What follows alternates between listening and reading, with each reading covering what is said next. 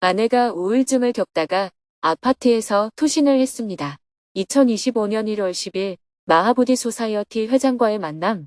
금요, 증문즉설. 안녕하세요. 오늘은 사르나트에서 마하보디 소사이어티 회장을 만나 대화를 나누고 금요 증문즉설 방송을 진행했습니다. 스님은 전날 밤을 새워 2025년 전체 일정을 정리했습니다. 새벽 수행과 명상을 하고 아침 식사를 한 후에는 100일 법문과 특별정진 프로그램 기획안을 수정했습니다. 잠시 휴식을 한 뒤 오전에는 내내 원고를 정리했습니다. 오후 2시 30분이 되어 사르나트에 있는 마하보디 소사이어티 본부를 방문했습니다. 마하보디 소사이어티에 도착하자 회장 리밧 마하테로 스님이 반갑게 맞아주셨습니다. 어서 오세요.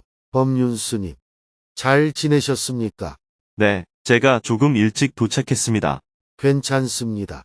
어서 들어오세요. 스님과 마하테로 스님은 서로의 안부를 나누고 근황을 전했습니다. 스님은 부탄 잼강 지역을 답사했던 활동을 소개하며 부탄에서 진행하고 있는 지속가능한 개발 프로젝트에 대해 설명했습니다. 마하테로 스님은 스님의 이야기를 경청하며 진심 어린 찬사를 보냈습니다. 어렵게 살아가는 중생을 돕는 일이야말로 부처님께서 하신 일입니다.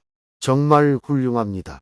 대화 중에 자연스럽게 전정각산 아래에 있는 학교 이야기가 나왔습니다. 전정각산 아래에 있는 학교라면 수자타 아카데미 같군요. 제가 30년 전에 세운 학교입니다. 오, 스님이 만드신 학교였군요. 저는 지금껏 일본 사람이 세운 학교라고 알고 있었습니다. 네, 저희 JTS에서 설립한 학교입니다. 작년에 개교 30주년 기념 행사를 했습니다. 여기 있는 뿌리앙카님이 10년 동안 교장을 맡았고 올해도 곧 개교 기념식이 있습니다. 마하테로 스님은 스님의 설명을 듣고 무척 놀라워했습니다. 날짜가 언제입니까? 1월 15일입니다. 제가 그날 아침에 사르나트에서 보드가야로 이동해 개교 기념식에 참석해도 되겠습니까? 물론입니다. 다만 행사 시작 시간에는 조금 늦을 수도 있습니다. 아마 오전 10시쯤 도착할 것입니다. 감사합니다. 이후 대화는 마하보디 소사이어티의 역사와 용성조사님의 대각회에 관한 이야기로 이어졌습니다. 금요 증문즉설 방송 시간이 가까워지자 스님은 대화를 마무리하고 자리에서 일어났습니다. 그럼 개교 기념식에서 뵙겠습니다. 네, 사르나트에 오시면 꼭 방문해 주세요. 오늘처럼 차 한 잔이라도 하고 가십시오. 그렇게 하겠습니다. 사르나트에 오면 꼭 들르겠습니다. 스님은 증문즉설 방송을 진행하기 위해 미얀마 절로 이동했습니다. 성지 순례객들이 묵고 있는 미얀마 절의 옥상에 있는 명상원에 인터넷이 잘 된다고 하여 오늘은 그곳에서 방송을 하기로 했습니다. 아슬아슬하게 방송 시작 시간인 오후 4시에 맞춰 도착해 바로 방송을 시작했습니다. 3,700여 명이 생방송에 접속한 가운데 스님이 인사말을 했습니다. 제가 이주나 금요 증문즉설 생방송을 하는 시간에 직접 참여하지 못했습니다. 부탄의 아주 깊은 산속 오지를 다녀서 인터넷이 되지 않고 시간도 맞출 수 없었습니다. 한국과는 시차가 약 3시간 정도 나는데 시간을 맞추려면 제가 부탄 시각으로 오후 4시 반에 참여해야 합니다. 그런데 날이 어두워질 때까지 답사를 다녀야 해서 도저히 시간을 맞출 수가 없었습니다. 보름간의 부탄 일정을 마치고 지금은 인도의 고대 도시인 바라나시에 왔습니다. 여러분들과 이렇게 직접 대화를 할 수 있게 되어 반갑습니다. 이어서 4명이 사전에 질문을 신청하고 스님과 대화를 나누었습니다. 그중 한 명은 아내가 우울증으로 힘들어하다가 아파트에서 투신하였는데 겨우 생명을 건졌다며 앞으로 어떻게 어려움을 헤쳐나가야 할지 스님의 조언을 구했습니다. 아내가 우울증을 겪다가 아파트에서 투신을 했습니다. 저는 올해 59세로 결혼한 지는 25년쯤 되었습니다. 최근에 집사람이 급성 우울증과 불면증으로 2달 정도 힘들어하다가 아파트 5층에서 투신하는 사고가 났습니다. 다행히 생명은 건졌고 수술 뒤에 지금은 재활치료를 받고 있습니다. 그런데 척수신경을 다쳐서 하반신 마비가 될 가능성이 큽니다. 재활치료로 나아지길 기대하고 있지만 앞으로 제가 계속 아내의 대소변을 받아야 할 수도 있습니다. 이번 일로 집사람도 크게 후회하고 있고 저도 큰 충격을 받았습니다. 집사람에 대해서는 미안한 마음, 황당한 마음 등 다양한 감정이 듭니다. 앞으로 장애인으로 살아가야 할 수도 있는데 너무 안타깝고 불쌍합니다. 이런 일이 다시 일어나지 않으려면 제가 아내에게 어떤 위로와 격려를 해야 할까요? 그리고 저는 이 어려움을 어떻게 헤쳐나가면 좋을까요? 우울증은 정신질환의 일종입니다. 정신질환의 원인은 어떤 정신작용을 일으키는 물질의 과다 분비 또는 과소 분비라는 견해도 있고, 물질적인 문제가 아닌 정신적인 문제라고 보는 견해도 있습니다. 어릴 때 상처를 많이 받았거나 또는 자기 뜻대로 안 되어서 생긴 어떤 죄책감이나 좌절감, 절망감 등이 서로 겹치면서 정신질환이 되었다고 보기도 합니다. 또는 이 두 가지 원인이 복합될 수도 있습니다. 생각에 사로잡힌다는 말이 있습니다. 어떤 생각을 골똘히 하면 그 속에 푹 빠져버리는 것을 말합니다. 밤에 꿈을 꾸면 마치 현실처럼 느껴지죠. 그런데 옆에서 보면 그냥 잠을 잘 뿐입니다. 그러나 꿈을 꾸는 사람은 굉장한 위험에 처해 있거나 쫓겨 다니고 있는 겁니다.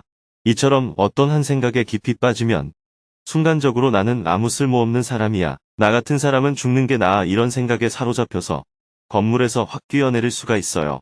옆에서 보면 멀쩡한 사람이 뛰어내린다고 볼 수 있지만 당사자는 거기서 뛰어내릴 수밖에 없는 그런 정신적 환상에 사로잡힌 것입니다. 그래서 우울증이 있는 사람은 그런 극단적인 선택을 예방하기 위해 약을 먹어야 합니다. 약을 먹으면 병이 낫는다는 게 아니라 신경을 안정시켜서 그런 극단적 선택을 예방하는 효과가 있다는 의미입니다.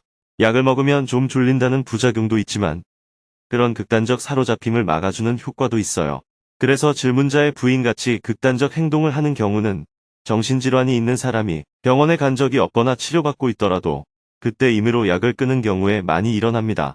사람이 화가 너무 많이 나도 어떤 생각에 확 사로잡혀서 남을 죽이거나 자신을 스스로 해치는 경우가 있잖아요. 그것처럼 이번 일도 정신적으로 딱 사로잡힌 상태에서 일어난 겁니다. 사로잡힌 상태에서는 그 사람의 내면에서 그 행위가 정당화되어 버립니다. 질문자가 이런 사실을 미리 알고 부인을 잘 살폈으면 좋았겠지만 어쩔 수 없이 일어난 일이에요. 반성은 좀 필요하겠지만 질문자가 부처님도 아니고 예수님도 아니고 전문의사도 아니잖아요. 대부분의 사람들이 이런 사실을 잘 모르기 때문에 옆에서 누가 죽겠다고 해도 그러려니 하고 그냥 넘어가는 것입니다. 이런 걸 다 살펴서 세심하게 배려할 수준이 안 되는 것이 대부분의 사람들입니다. 그래서 질문자가 반성하는 것은 좋지만 죄책감을 가질 필요는 없습니다. 죄책감을 느낀다는 건 내가 부처님 수준이 된다고 생각하는 과대망상증이에요. 그런 부인을 잘 보살피지 못한 것에 대해 질문자에게 약간의 책임이 있긴 하지만 질문자의 수준을 보통 사람 정도라고 본다면 죄책감까지 가질 정도의 일은 아니라고 할 수 있습니다. 조금 반성하고 넘어가면 되는 일로 보시면 좋겠습니다. 이런 일로 부인이 죽으면 죽어서 문제가 되고 살면 살아도 문제가 될 수 있어요. 죽는 것보다 산 게 낫지만 부인은 그 전에 우울증만으로도 힘들었는데 이제 신체장애까지 감당해야 하니 본인도 그렇고 주위 사람에게도 일이 많아졌습니다. 어쩔 수 없는 일이에요. 건강한 사람이 교통사고를 당해서 신체장애와 정신장애가 생겼더라도 사람은 살아있는 한 삶을 유지해 나가야 합니다. 부인의 경우는 원래 정신장애가 있다가 예방을 못해서 신체장애까지 생기게 된 경우예요. 보통 이럴 때 어떤 사람은 정신적 장애가 해결됩니다. 신체적으로는 건강한데 정신적 장애가 심하던 사람이 이런 죽을 고비를 넘기면 삶에 의욕이 생기기 때문입니다. 생명의 원리가 그렇습니다. 반드시 그렇게 된다고 할 수는 없지만 다시 죽으려고 할 확률이 사고가 나기 이전보다 훨씬 낮아지게 됩니다. 오히려 이런 경험을 바탕으로 삶에 대한 욕구가 더 일어나는 경우가 많아요. 그래서 질문자의 부인도 이런 일이 다시 일어날 확률이 오히려 낮아졌다고 볼 수 있습니다. 이제 남은 일은 부인이 재활 치료를 받는 것이고 질문자가 부인을 간호해야 하는 것입니다. 이번 일로 질문자가 해야 할 일이 많아졌으니 집사람이 쓸데없는 짓을 해서 내가 일이 많아졌어, 이렇게 불평할 수는 있겠죠. 그러나 부인을 잘 살피지 못한 질문자의 책임도 있으니 관점을 다르게 가져보세요. 일은 좀 많아졌지만 그래도 아내가 죽지 않고 살아서 다행이다. 아내도 반성하고 있고 나도 잘 살피지 못한 점을 반성해야겠다. 서로 협력해서 이 난관을 극복해보자. 이렇게 관점을 가지시면 좋을 것 같습니다. 네, 감사합니다. 지금 집사람과 함께 잘 이겨내 보려고 노력하고 있습니다. 자꾸 원망하는 마음을 갖고 당신이 그러지 않았으면 내가 이럴 필요가 없잖아 이렇게 생각하면 질문자도 괴롭고 부인과의 관계도 틀어집니다. 몸이 불편한 사람은 불평을 많이 할 수밖에 없습니다. 그래서 아내도 예전보다 불평을 더 많이 할 겁니다. 그런데 잘못 생각해서 일은 당신이 저질렀는데 왜 당신이 불평을 하나? 내가 불평을 해야지 이렇게 생각할 수가 있거든요. 그런데 한번 생각해 보세요. 대소변을 받아내는 사람이 더 힘들까요? 아니면 대소변을 뭉개고 있는 사람이 더 힘들까요? 대소변을 뭉개고 있는 사람이 더 힘듭니다. 그래서 부인이 불평할 때 이게 왜 내 잘못이냐? 네 잘못이지. 이렇게 생각하면 관계가 점점 틀어집니다. 얼마나 불편했으면 이렇게 짜증을 낼까? 그래 얼른 내가 갈아줄게. 늦어서 미안해. 이런 관점을 가지시면 이번 일을 전화위복으로 삼을 수 있습니다. 알겠습니다. 감사합니다. 오늘 반성을 많이 할 수 있었습니다. 앞으로 집사람이 회복할 때까지 불평 없이 이 어려움을 잘 헤쳐나가겠습니다. 질문자는 끝내 눈물을 참지 못하고 울먹였습니다. 스님이 다시 한번 질문자를 격려해 주었습니다. 질문자는 지금 부인을 걱정하는 것 같지만 사실은 본인을 걱정하는 것 같아요. 내 인생이 아직도 몇십 년이나 남았는데 집사람의 똥오줌 가리면서 어떻게 살지? 이런 걱정을 하시는 것 같습니다. 지금 부인은 질문자보다 더 어려운 상황에 처해 있습니다. 그런 걱정하지 마시고 그동안 아내가 힘들었는데 몸까지 다쳤네. 그래도 같이 살았으니 큰 도움은 안 되더라도 작은 도움이라도 주며 살아야겠다. 이런 마음을 가지면 좀 홀가분해지실 것 같습니다.